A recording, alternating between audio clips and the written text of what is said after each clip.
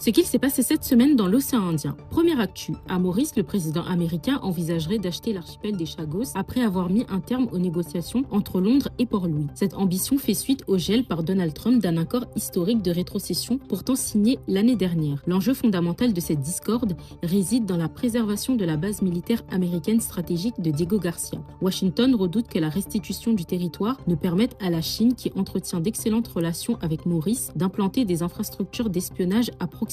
Cette ingérence américaine, combinée aux assauts de l'opposition conservatrice à Londres, a poussé le gouvernement britannique à suspendre le processus, tandis que l'État mauricien oppose une fin de non-recevoir catégorique, réaffirmant l'inaliabilité absolue de sa souveraineté territoriale. Deuxième actu, l'Union européenne, les Comores, Madagascar, Maurice et les Seychelles sont sur le point de signer un accord de partenariat économique renforcé visant à mieux encadrer les échanges commerciaux et à sécuriser les investissements européens. L'UE cherche notamment à faciliter l'accès de ces entreprises au marché public et à des secteurs comme les mines, l'industrie, l'énergie, le maritime, les télécommunications et les services financiers. Pour les pays de l'océan Indien, les produits agricoles sensibles comme la viande, les céréales, le sucre européen resteront taxés afin de protéger les filières locales. L'accord prévoit aussi de nouvelles préférences tarifaires pour les exportations de services vers l'UE, ce qui pourrait favoriser l'installation d'entreprises et à la création d'emplois, par exemple dans les centres d'appel ou la notation de données pour l'intelligence artificielle. Cependant, cet accord présente des risques pour les États africains, notamment une perte des recettes douanières, une concurrence asymétrique face aux multinationales européennes, un risque de spécialisation dans des emplois low cost et un frein potentiel à l'intégration économique du continent africain. Troisième actu, à Madagascar, 9 organisations paysannes et de la société civile dénoncent le manque de transparence autour des négociations d'un accord de partenariat économique avec l'Union européenne qui serait sur le point d'être conclu sans consultation des paysans ni de la société civile. Leur principale inquiétude concerne l'éventuelle adoption de l'UPOV 91, une convention qui renforce les droits des propriétés intellectuelles sur les semences et pourrait limiter la liberté des paysans de conserver, ressemer, sélectionner et échanger leurs graines. Un enjeu crucial pour la souveraineté alimentaire du pays. Le collectif demande que le chapitre sur les semences soit rendu public avant toute signature. L'Union européenne défend l'accord en affirmant qu'il apporte une sécurité juridique aux obtenteurs et facilite l'accès à des variétés végétales améliorées et plus résilientes, tout en laissant au pays la possibilité d'adopter les règles de réutilisation des semences. Le ministre malgache, lui, ne s'est pas encore exprimé publiquement. Abonnez-vous pour plus d'infos et à bientôt pour une prochaine vidéo sur l'océan Indien.